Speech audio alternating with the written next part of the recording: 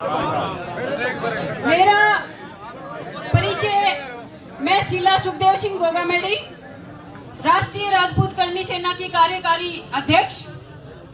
मैंने जब मैटर सुना था तो मुझे पहले तो समझ में नहीं आया कि कोई आदमी इतना क्रूर कैसे हो सकता है, लेकिन जब मैंने इसकी पूरी वीडियो देखी तो मैं आपको बता दूं कि कल लाइव भी मैं आई थी और प्रशासन के काफी सारे फोन भी मेरे पास आए कि मैडम आप मत आना। तो मैंने कहा कि देखो, क्या पता कोई और प्रोग्राम होता या फिर कोई और काम होता तो मैं ना आती, लेकिन एक बहन को बहन की जरूरत पड़ी है तो मैं 100% आऊंगी वहां पे। आपको बता दूं कि मैं रिवासा गांव की हूँ, रिवासा गांव मेरा है और शादी मेरी राजस्थान में हुई है। तो जब मेरी बहन को मेरी जरूरत पड़ी तो मुझे कुछ भी समझ में नहीं आया और मैं बिना आओ ताओ देखे मैं वहां से निकल गई। और मैं आपको बता दूं कि पहली बात तो आज 3 दिन हो गए ना।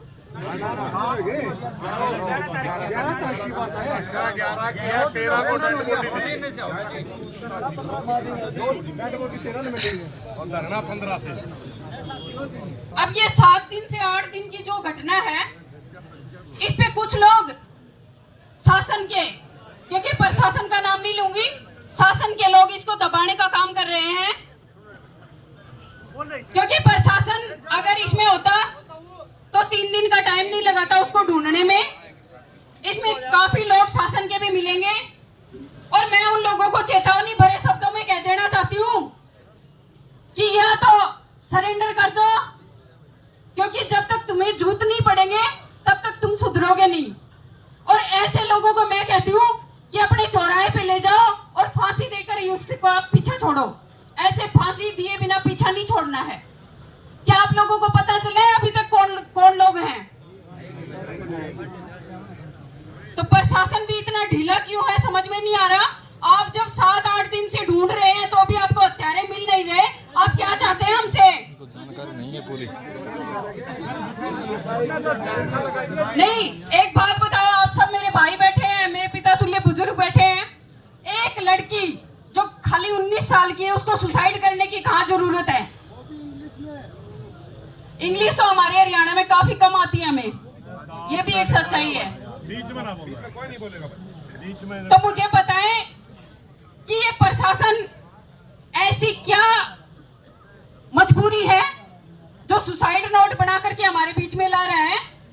अरे सुसाइड करने वाले कभी तेजाब नहीं पीते, सुसाइड करने वाले कभी अपनी नाड़ नहीं काटते। बेशर्मो, तुम्हें शर्म आनी चाहिए। एक बहन को न्याय दिलाओ ताकि हमारी भी तुम्हें दुआ लगेंगी। और जो भी इसमें इन्वॉल्व है जल्दी पता तो चलेगा। कहते हैं ना कि देर सबेर टाइम लगता है लेकिन न्याय जरूर मिलता है।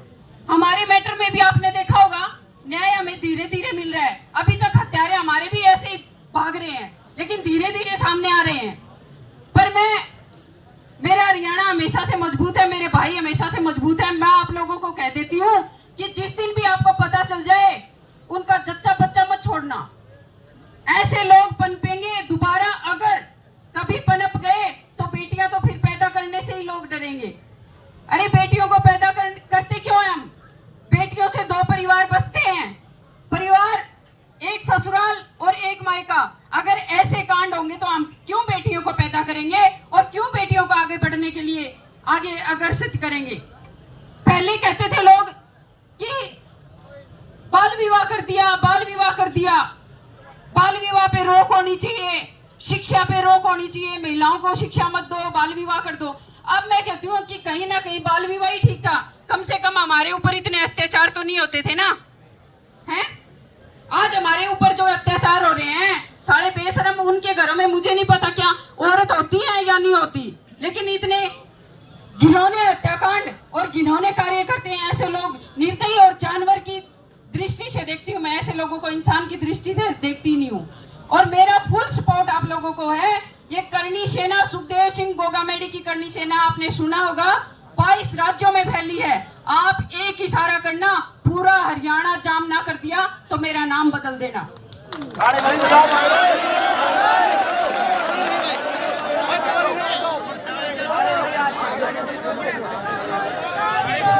मुझे, मैं आप भाइयों से हाथ जोड़ के विनती करती हूँ, मुझे तालियों के लिए मैं यहाँ नहीं आई।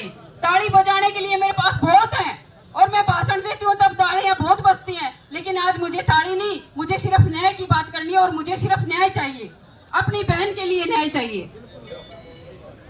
आप चिंता मत करिए, जब तक आप कहेंगे तब तक आपको हिलने भी नहीं देंगे और आप चाहोगे कि हरियाणा जाम करना है तो इस बहन को एक आवाज लगाना, ये बहन अपनी बहन के लिए जान देने के लिए तैयार है।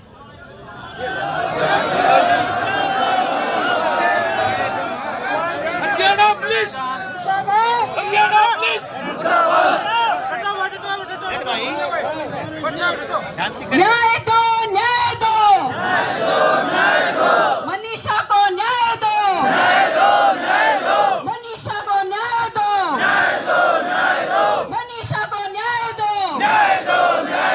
जोर जुर्म की टक्कर में, हर जोर जुर्म की टक्कर में, अब चाहे मरना पड़ जाए, चाहे कुछ भी करना पड़ जाए, मेरे भाइयों आपको हिलना नहीं है, मतलब नहीं है। आपको जो चीज चाहिएगी, खाना पीना जो भी चाहिएगा, मेरी बहनें तैयार बैठी हैं आप लोगों के लिए। आप आवाज देना, बहनें ला करके देंगी, लेकिन हिलना नहीं है, क्योंकि आज आपका ये कदम हमारे 50 साल सुधारेगा और आपका ये एक कदम हमारे 50 साल हमें पीछे ले जाएगा। आप सबको बीच में रहना है और जब भी मेरी जरूरत हो मैं आप लोगों के लिए तैयार रहूंगी। बस एक आदेश कर देना आप सभी को। राम राम।